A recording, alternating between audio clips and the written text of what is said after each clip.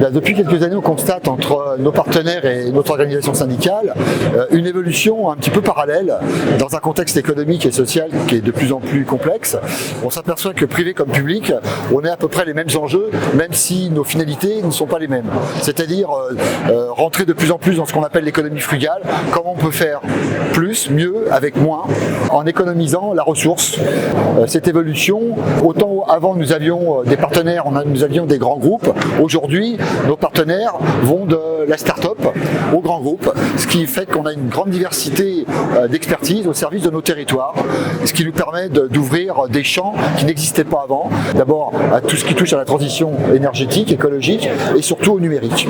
Alors les objectifs du syndicat sont de plusieurs ordres. D'abord, la grande diversité des projets de territoire nous oblige à avoir aussi une grande diversité d'expertise à notre service, au service des projets des territoires et des habitants.